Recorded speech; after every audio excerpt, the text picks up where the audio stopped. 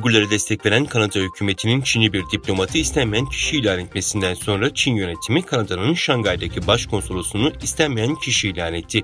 Çin Dışişleri Bakanlığı, Kanada'nın Çin'in Toronto konsolosluğundaki Çinli diplomat Zhao Wei'nin Çin'in Uygur Türklerine uyguladığı soykırım politikasını eleştiren Kanada milletvekili Michel Kong'u sindirme ve hedef alma kampanyasına karıştığı gerekçesiyle istenmeyen kişi ilan etmesine cevap verdi. Bakanlık karşılıklı önlem olarak Kanada'nın Şangay Başkonsolosu Jennifer Lane'i istenmeyen kişi ilan ettiklerini ve sınır dışı etmeyi planladıklarını açıkladı.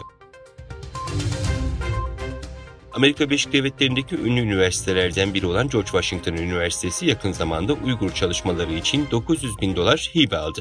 Üniversitenin Eliot Enstitüsü internet sitesinden yapılan açıklamaya göre bu son yıllarda aldıkları en büyük hibelerden biri. George Washington Üniversitesi Amerika Birleşik Devletleri'ndeki Uygur çalışmalarının amiral gemisi noktalarından biridir.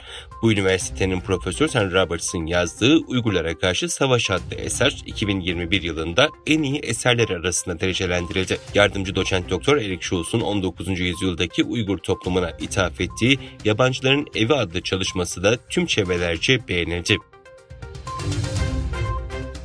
Sınır tanımayan Gazeteciler Kuruluşu tarafından 5 Mayıs'ta yayınlanan 2023 Küresel Basın Özgürlüğü Endeksi raporuna göre Çin Basın Özgürlüğü Endeksi sıralamasında dünya çapında sondan 2. sırada yer aldı.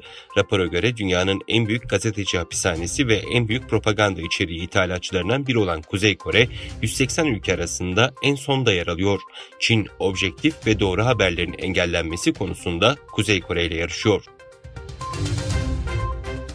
Avrupa ülkeleri Çin'in bir dizi satın alımını engellemek için kuralları sıkılaştırdıkça Çin'in Avrupa'ya yaptığı yatırım geçen yıl neredeyse 10 yılın en düşük noktasına geriledi. Rhodium Group ve Merix tarafından yapılan araştırmaya göre Avrupa'nın teknoloji ve altyapı sektöründe önerilen 16 Çin anlaşmasından 10'u düzenleyiciler tarafından engellendi.